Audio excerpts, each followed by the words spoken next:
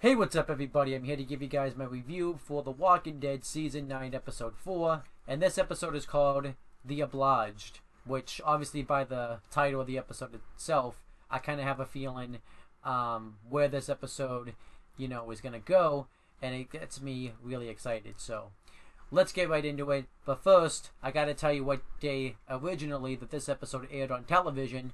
It aired on television on October 28th, 2018. 3 days before Halloween.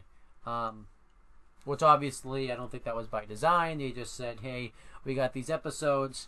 We're coming back this week. And then obviously the weeks just pile up and when they air.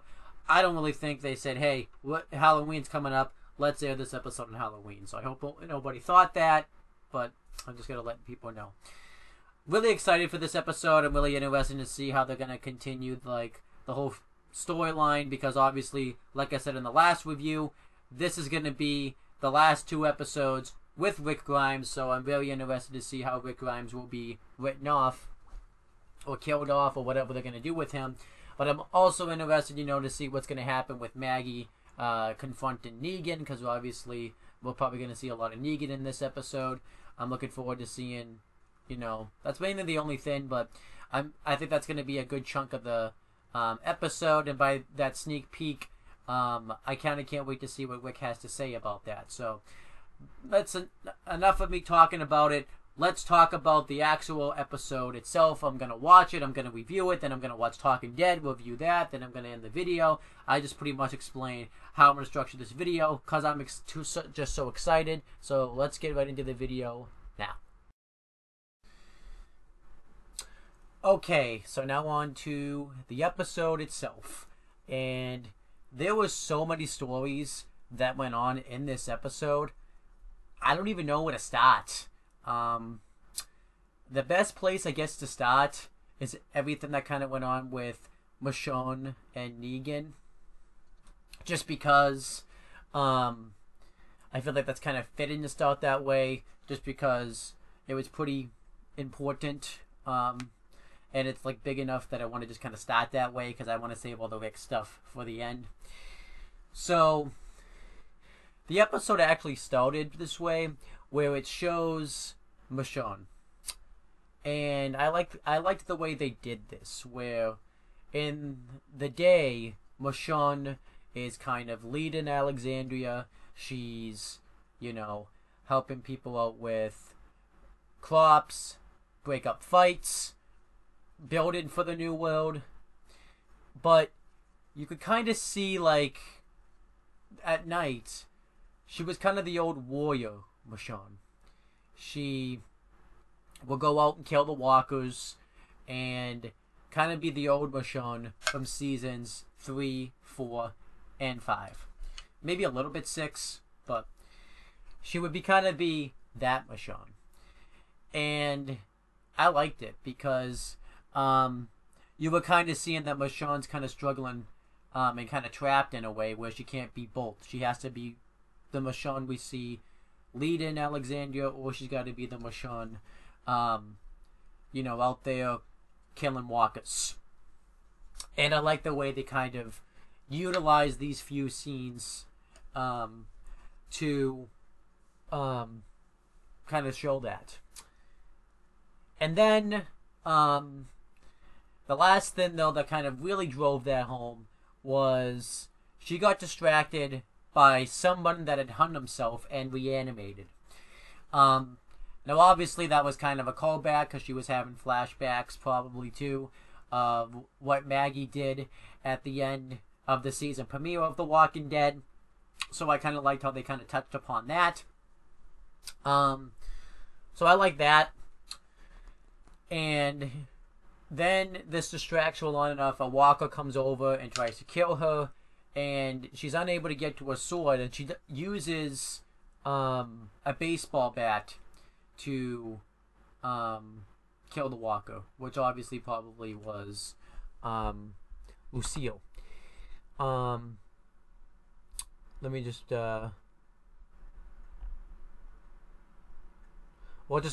actually, it was just regular baseball bat. And this has us start thinking about Negan, because obviously that was Negan's trademark throughout the, time he's been on the show. And I liked that. And then Michonne, the next day or so, gets told that Negan hasn't been eaten in his prison cell. So she said that she's going to take care of it. So she brings Negan some food and pretty much is like, are you on a food strike or something? And Negan says that he's not on a food strike. And you got to kind of see this different side of Negan. We've seen Negan, in the past where he's always very confident about himself. He's an absolute asshole and obviously feels like that he's always in control. Now he's removed from that. Obviously Negan is locked up and removed from the entire world. And you got to kind of see that in this episode. Negan's talking to Michonne, and Negan is what is I have to kind of, I don't know, I kind of lost my train of thought. So Negan is, wants someone to keep him company. He wants Michonne to talk to her. And Negan kind of compares Michonne. He compares Michonne to himself by saying that they're both kind of locked up from the real world. Negan's literally locked up, but Michonne more in a figurative type of sense by saying that she is locked up trying to keep Alexandria going and trying to make for the new world, but she doesn't get to go out there and kill the walkers and be a part of the big missions and do it with Rick and everything. And Michonne gets upset about this, says that she's focused on building for the future, building a better future for her kid and any other kid that comes into it. Obviously, I think they mean for in Virginia's sake, obviously, in Fear the Walking Dead, that's not going to really be the case because that's its own show. And then they get into a back and forth, and Negan talks about his wife Lucille and how she would be ashamed to see the man that right now. And Michonne responds back by saying, "What about who you were before?" And then she says, "At least I was thriving before." She talks about how he wasn't a very good partner to her towards the end, and we find out that she ended up dying by cancer. And he says that he's going to he said that he's a little grateful though because she wasn't meant to survive in this type of world. So he's feeling grateful that she didn't have to live and see a zombie apocalypse go down. He obviously doesn't say zombie apocalypse because there was no such thing as zombies prior to this, so that word really doesn't exist because you never hear them use it in here because the word zombie doesn't exist because there was no zombies before the show came on. Well, in real life, like the story broke out. And I did like the line where he mentioned how they wanted to have a kid, and he talked about Carl and how that kid was the future. And I kind of liked this because it kind of gave us a reason why Negan liked Carl so much, because I feel like where the writers failed to do was they didn't really give us a reason why Negan liked Carl so much, because in the last two seasons, you got to see kind of Negan and Carl's relationship, and Negan was there was something about Carl that Negan liked. He was very upset when he found out that Carl died, and maybe in a way this was to say that because Negan never got to have a son, maybe Carl was the son that Negan always, or the child that Negan always wanted. And Michonne talks about how every day she sees Carl, You know, because of the world that they're building, it makes her think about Carl every day.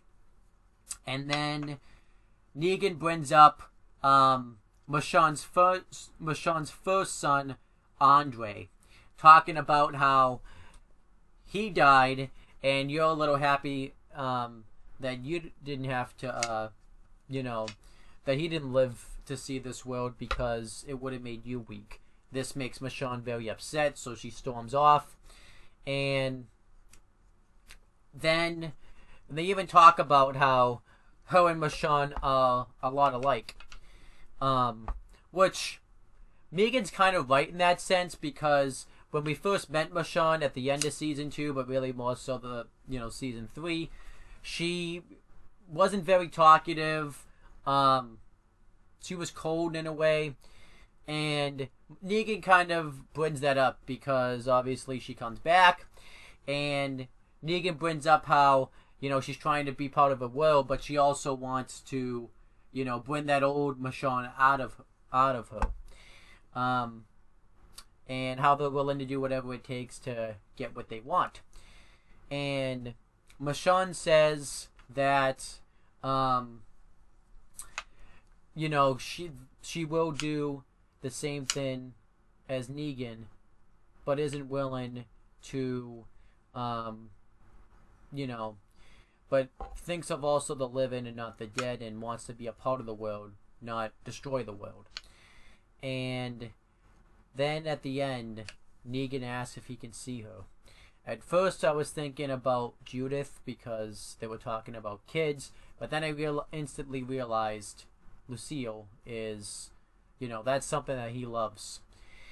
And Michonne says that you're not going to ever see Lucille again, and leaves. And obviously this makes Negan very upset. And it's just, I think, a nice character change for Negan that he's very depressed now, because it's something that he's never done before, and I think it's a nice exploration of his character. I obviously don't think it's going to last very long, but I think it's nice. Then I did like the little things like that, how at the near the end of the episode, Michonne's reading Judith a book, and at the end of the book, it was called Game Time or something, or Play Game. And at the end of the book, they were going to go play a baseball game, and she sees one of the items, obviously, as a baseball bat. And obviously, that kind of made Michonne think of Negan. And just little things like that, I like that Angela Khan is doing with the show. And I enjoyed that a lot. And, I really enjoyed the storyline. Now, throughout the episode, they didn't do too much with it. We see Maggie. She's getting ready to go kill Negan. And Jesus confronts her about it, saying that she doesn't think this is the right thing, and starts to question Maggie's leadership.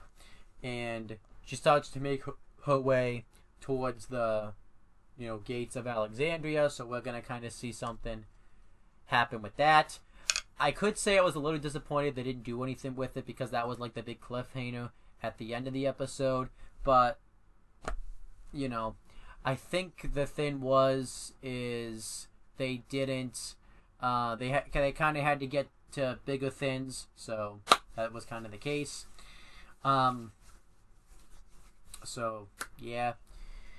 Then you see everything that goes down with Gabriel and Anne, where Gabriel wakes up and Anne's got him like tied to, I forget what it's called, but one of those push things you put BOs on and stuff. Loading docks, I think it's called, but I don't quote me on that. And she has like a walker ready to bite him, and obviously eat him, because walkers like to eat people, and obviously that would kill him. And Gabriel tries to beg her not to do it, and I kind of like this conversation right here. Gabriel tries to talk her out of it, and Anne says that I tried to change who I was before, but it didn't work because everybody still doubted me, and it just wasn't for me. And Gabriel says that I opened my heart and accepted people because I had people that relied on me, just like you. And when Anne goes to put the walker closer and closer, she can't bring herself to do it, so she puts some type of cloth on him that was probably covered in chloroform, and he gets knocked unconscious. And later on in the episode, he comes out of like the dumpster, and it reveals that she has a note written down that says you can either move fast or slow. No, you can either move fast and go alone, or move slow and go with the one that you love, and further. And she just wants to get to wherever she is fast, so she's going to go alone. And Gabriel's left upset about this. Not really sure what's going to happen with this, but I'm going to tune in, obviously, to the next episode and find out. But then we had the biggest storyline of the whole episode with Rick and everything going on with him. Because obviously we had known from Talking Dead and obviously everything like that this was going to be Rick's last 2 episodes. I said it in the beginning of the episode, or the review anyways. And we were going to find out what was going to happen to Rick. And this did a really good job of setting that up. And I think that's why they didn't really do as much with the Maggie Negan stuff, because they had to get Rick. You know, I think Rick writing him off was like a bigger priority, so they just kind of went with that. So what happens is Eugene is telling Rick that the bridge isn't gonna hold because the water tide is just getting higher and higher. And it's just going to cause the whole bridge to collapse, and everybody's backing out of the project. So Rick's obviously upset about this, but then Jerry comes in, and he tells Rick that Maggie's going to Alexandria, and obviously Rick has a feeling that he knows why, so he tries to radio into everybody and, stop Maggie from killing Negan. So he's gonna go back to Alexandria, and Dale offers to take him there on his motorcycle so they can get there quicker. However, what ends up happening is Dale kind of goes on a little bit of a wild goose chase. I guess that wouldn't be the definition, but he pretty much is doing this because he wants to prevent Rick from getting there quick enough, so that way Maggie can kill Rick. So he goes the wrong way, and obviously Rick is pissed off about this because he knows that Dale's planning to do this. So they get into a fight, and they tackle each other into the hole, into a hole. And they're pretty much trapped in there. And I like that they did this, because this was a way that Rick and Dale were going to finally get everything out, because obviously the last 4 episodes, well, actually 3 at that point, Rick and Dale haven't been at odds, and Rick's not listening to Dale, Dale's not listening to Rick. And I like that this was a way that they couldn't escape each other. They were going to finally be able to get it all out. Because we would find out, obviously, that this is probably going to be their last scene together. So I liked it a lot. And you could definitely, in real life, Andrew Lincoln and Norman Reedus are like brothers. So you could definitely see that comes off in the show, because I think the way that they would act, probably to each other, they act on this show. Obviously, I don't probably outside of character wise. So when they were in scenes together, they're done very well. And obviously, they weren't in scenes together very much because they were the main characters. And one good thing that came out of season 8 that a lot of people didn't really talk about is that Rick and Dale got to be in a lot of scenes together by themselves. And I think that was actually very enjoyable. And you got to kind of see that a little bit. You know, obviously we saw that in the beginning portions of the scene, and I liked that. I think it was mainly because, too, all the main characters that everyone kind of gave a crap about are gone. So there's that. So this is the point where they let everything out. Rick is upset with Dale because he's just going to let Maggie kill Negan, and he wants, you know, Negan to stay alive because he doesn't want the world to go back to the way it was before. He wants to build a new world, and you know, he wants to build a new world, and he wants everyone to be a part of it. He doesn't want the dead taking over, and he says that Carl dies for no reason because Negan staying alive keeps Carl's legacy alive, which you can kind of actually see Rick's point, and I see his point. I mean, Carl really did die for nothing anyways, but storyline wise, you know, Rick wanted to make this world for Carl in honor of him. So I liked Rick's scene, and he got very upset afterwards. Meanwhile, though, Dale is upset that the Saviors are living in this world, and he reveals that the Oceanside and that he knew all along that the Oceanside have been, you know, killing all the Saviors, and says that Negan shouldn't have to live in this world. The world's going to be better off without Negan, and we, you know, could still move forward without Negan. And he says that Rick doesn't have faith in them, that they can move on and they can create a better world without Rick, which obviously is going to be very symbolic because of what's going to happen to Rick, you know, in the next episode. And he even talks about how, you know, how maybe Rick wants to make this world in honor of Carl, and he didn't really ask permission. And you could kind of feel, and then the conversation abruptly ends, but you could kind of feel just based off this conversation that they got some closure. That getting all this stuff out there kind of made them closer. Because they didn't, like, make up or anything, but just because they got all this stuff out there, it made them in sync.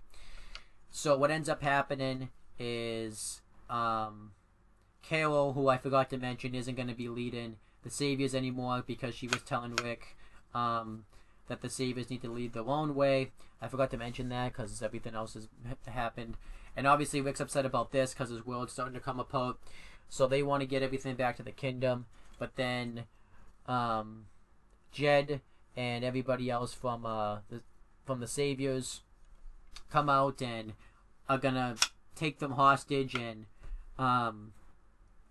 take their car, I guess. But Carol fights them off, but this causes the horses and stuff, and the gunshot goes off, which attracts a ton of walkers.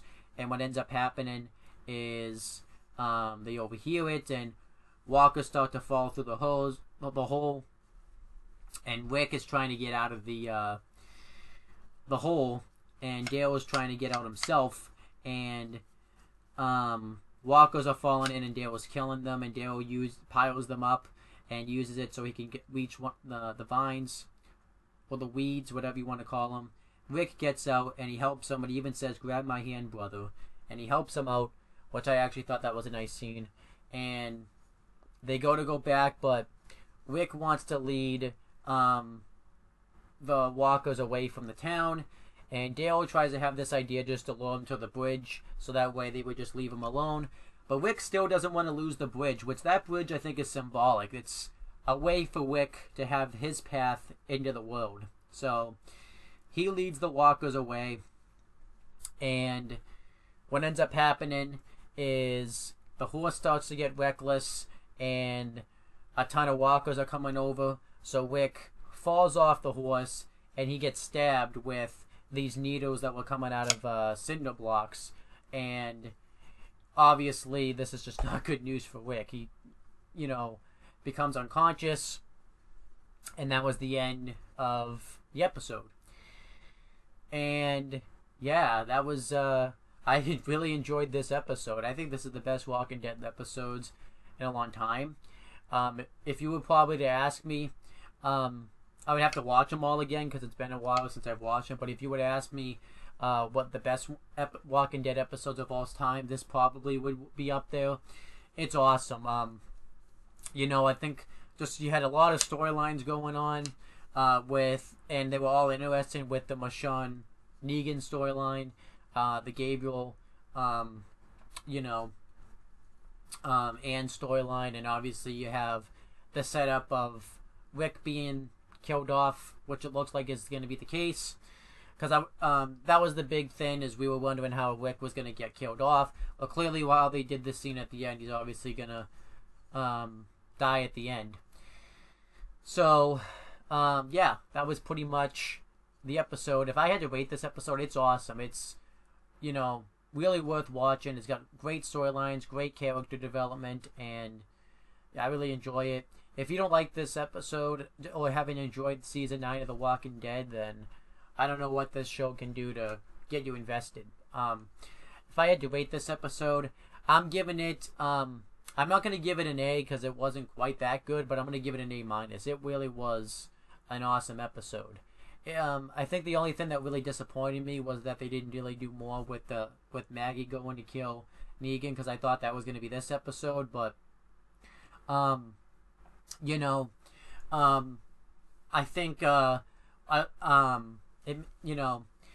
think because they had so much going on with Rick. I think once Rick is completely off the show, they're going to go back to that, because the next episode I think is just going to be mainly based on Rick, as it should be. So, and I expect that episode to be like an hour long too, because it's killing off a big character. But I'm giving it an A-. I thought it was awesome. I thought it would. And if you would ask me like a number grade, I would give it probably a 9 out of 10. There's that. I'm looking forward to watching the next one, because you're gonna have Rick's final episode. You're gonna have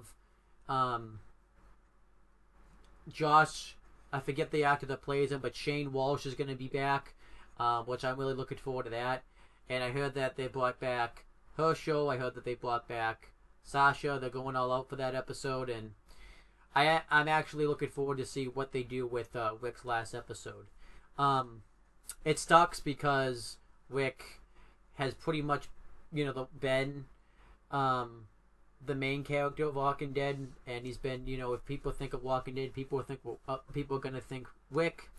So, a question also to ask is, what happens to The Walking Dead after Rick? What main character will take his spot? Obviously, I think it's gonna be Dale, but we have to wait and see. It doesn't really look that way, but we'll have to wait and see. I do hear that they're going to do a 6-year time jump too after Rick is gone, but I feel like we should have like an immediate follow-up, because I think we should. It is surprising too that they're going to do it in the 5th episode. I figured they would have waited to the mid-season finale, just because if you're going to kill off a big character like that, that's where you do it. But maybe they're setting up something bigger, but I don't know. I feel like this is kind of a weird episode just to do it right in the middle of the season. But not like the middle or the midpoint of the season. I figured that's mid-season finale stuff, but we'll have to wait and see. That's like the only thing I'm not really a fan of, that they're doing it in the 5th episode of the season. But maybe it was something that had to do with his contract, and they just wanted to get it done. Because at the same time, you probably should just get it done. It's kind of going. It's not really solving any of the problems with The Walking Dead, but there's that. Before I watch Talking Dead and review that, I want to go over what everybody else thought of this season. The fans gave it an 8.0 out of 10, which is actually pretty high, because typically IMDb's been giving the show like 7s and stuff, but that's actually a pretty good rating for the show. A lot of people liked it for about the same reasons I did. There were some people I hated it. I think because they're also worried about what's going to happen to the show. Rick is going to be killed off. But I'm seeing,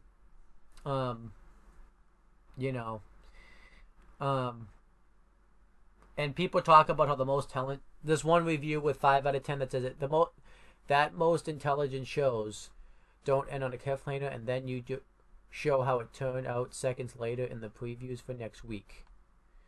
But I guess that passes for brilliant show writing according to all the 10 out of 10 reviews. So, I mean, I don't really know, but a lot of people like this episode. I feel like that person's just being very nitpicky because you have to show some type of trailer. I mean, obviously everyone, I think, has a brain and knows that Rick's gonna survive. So, yeah, because there's really you could, yeah, whatever. I don't even know how to respond to that, but a lot of people on IMDb liked it. They liked the character developments and stuff. And obviously, I think they're excited. They're also a little bit nervous about Rick, which is very understandable. The critics gave this a 90%. It got a 7.57 out of 10, so just a tad under the IMDb reviews, but they're about the same. There's been 20 reviews, and there's 18 fresh tomatoes and 2 rotten. And the critic consensus read, "The Obliged continues the season streak of excellent episodes, blistered by a bittersweet performance from Andrew Lincoln." So, yeah, I'm looking forward to definitely seeing that. And that's pretty much the end of the and the critics kind of said the same things. They talked about character development. They also asked a lot of questions. What's going to happen when Rick is gone? What characters will take his place? What characters will be the main characters? Stuff like that. So definitely has you excited. So now I'm going to go watch Talking Dead and have my review up momentarily. Alright, so now on to Talking Dead. This was Season 8, Episode 4, and the title of this episode was the same name as Season 9, Episode 4 of The Walking Dead, and it was hosted by Chris Hardwick, and we had special guests, Angela Khan, Michael Rooker, who's best known as playing Merle on the show, and Jeffrey Dean Morgan, and also we had Seth Gilliam. And you know what? I actually liked this episode of Talking Dead. It wasn't as goofy and stuff as the last episode, and they mixed the comedy and stuff together. You know, they did some polls. They asked if Negan and Michonne are alike, and most people voted no. And then they did a poll asking if Maggie should kill Negan, which I think, obviously, I would say that. I think Negan should have died last season. I kind of discussed that before. And then they broke down the scene when Rick and Dale fell through the hole, and you know, you had Andrew Lincoln and Norman Reedus, and I can't think of the director of the show, break that down. What else did they do? They broke down like all the walkers that died on the show, because they do that every week on the show, where they'll break down the deaths of the show. Then they did interviews with Jeffrey Dean Morgan and Seth Gilliam. I wanted to make sure I had that right. But the weird thing was they weren't actually there. They did it via satellite, which I don't know why they weren't there. I don't know if they had other projects going on or something like that. I really don't think I need to go into much detail about that. And then I'm trying to think. They asked Angela Kane some questions, and I really think I thought of everything that I thought of. But I was entertained by it. One thing was Chris Hardwick. When a fan came up and asked a question, and he'll typically give out prizes afterwards, and he gave out a crowbar. I don't think it's like a legitimate crowbar. And like the food that Michonne gave Negan in this episode, So yeah, seeing this though, baby, want to see like maybe wish I could have seen Negan and Mo like be in an episode of Walking Dead together, since I like their characters a lot. You know, I think Mo would have fit in really well with Negan. He could have been one of his top guys. So I actually think wish that could have happened. And we did get a sneak peek of episode 5 of season 9 with Rick, and I'm actually looking forward to that. I'm actually going to watch that episode right after I upload this video. I know it's like it's probably going to be like 3:30 by the time you see this video, but I want to stay up, but I got to watch Rick's final episode. I can't wait any longer. So that's pretty much Talking Dead. It was entertaining, actually. I liked it. But I'm not going to, like I said, I'm not going to grade the Talking Dead because it's kind of goes with Walking Dead, but it was pretty entertaining. So now that I've kind of reviewed that, let's end the video so I can watch episode 5 of Walking Dead. And that's pretty much the end of the video, guys. Thank you guys for watching this video. Please make sure you guys like, comment, and share this video so people will watch it. Make sure you guys subscribe to this channel for more content and click on the bell so that way every time I upload a video, you guys will get the notifications for it. Make sure you guys do the same thing for my CM Brothers YouTube channel. And that's pretty much it, guys. Talk to you later.